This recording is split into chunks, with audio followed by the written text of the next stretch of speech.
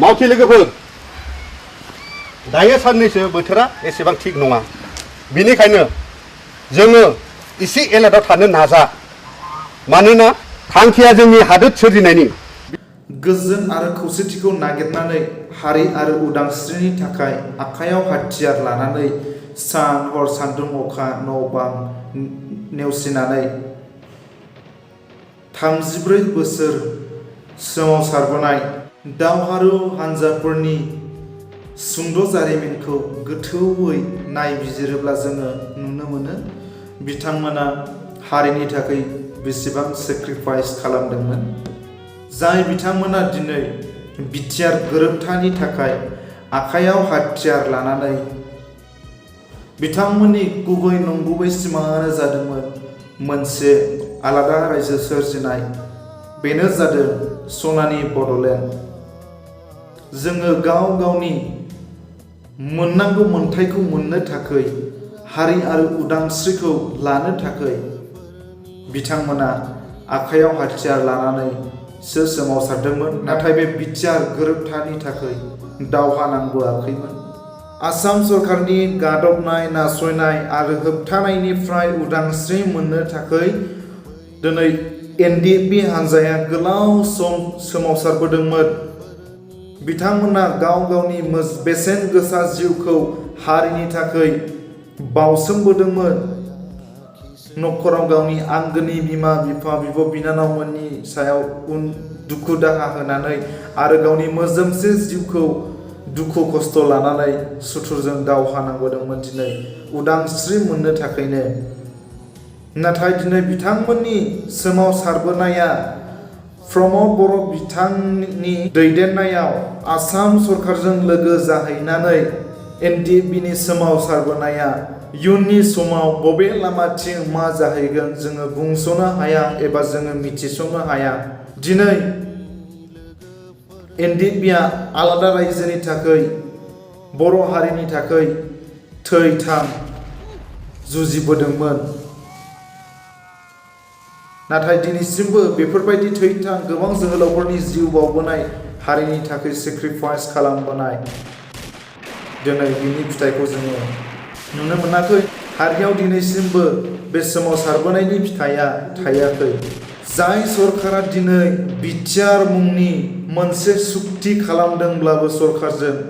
माखासे बिग्रायारि बिथांमोनखौ जोबथेसालिनिफ्राय उदां खालामनो हायाखै सोरजों लोगोसे होनना बुङोब्ला जाय NDFBनि गायसनगिरि NDFBनि फाउन्डार DR नाब्ला बिथांजों लोगोसे गोबां दावहारु बिथांमोना दिनै जोबथेसालियाव जोबजानानै दङ गावनि न'खर आरो बिमा बिफा गासैखौबो गारनानै दिनै बिथांमोना जोबथेसालियाव जोबजानानै दोनदों बिथांमोना मानि थाखाय दिनै हारिनि थाखाय दावहा नांनायनि थाखायनो बेबायदि साजाखौ दिनै बिथांमोना मोननो गोनां जादों नाथाय जाय बिथांमोना जोबथेसालियाव दङ बिथांमोनाबो जुदि हारिनि थाखाय दावहा नाङामोनब्ला हारिनि थाखाय सेन्टिमेन्ट गैयामोनब्ला आरो बिथांमोना हारिनि थाखाय बेफोर आखायाव हाथियार लानानै दावहा नांनाय खामानिखौ जुदि मावामोनब्ला दिनै बिथांमोनाबो उदां थानो हागौमोन उदाङै मोनजागौमोन गाव गावनि न'आव थानानै नाथाय बिथांमोननि गोसोआव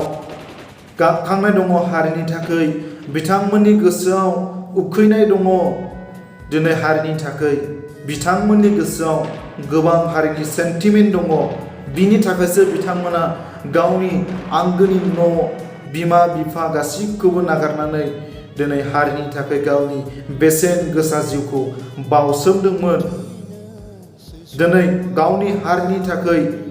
खामानि मावनायाव सुथुरजों दावहा नांनो थांनायाव बिथांमोना गाव गावखौनो दिनै जोबथेसालियाव जोबजानानै दोनजानांगौ जानानै फैदों दिनै NDFBनि गेजेरजोंनो बे BTR मुंनि सुक्तिया जानानै थांबाय थेवब्लाबो दिनै NDFBनि गोबां सोद्रोमाफोरानो दिनैसिमबो जेबो मोननो हायाखै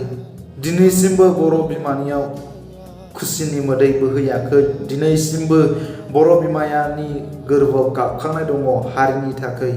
माब्लानि समाव मोनगोन बर'फोरा बड'लेण्ड दिनैबो दाबो सुक्तिनि उनावबो नासयजायो, सोरबाया फेक इनकाउन्टार खालामजायो,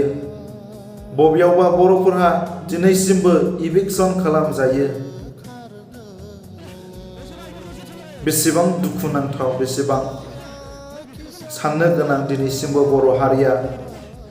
गुबुन जाथिफोरजों दाउ अमाफोर बायदि आलाय सिलाय गोसो जाब्लानो बबेबा खनायाव सोरजोंबा जिनाहारि खालामजानाय, सोरजोंबा बुथारखोमा जानाय, सोरजोंबा लांखार जानाय, सोरबा बबेयावबा दाउ अमाफोर बायदि होस्रांजानाय। दिनैसिमबो आलाय सिलाय बर' हारिया, दिनैसिमबो उदांस्रि गैया बर' हारिनि गेजेराव। स' लोगोफोर, आङो बे भिडिअखौ एसेयावनो दोनथ'नाय जाबाय। नोंथांमोना अननानै कमेन्ट खालाम। इयुननि समाव लोगो मोनज्लायफिनगोन।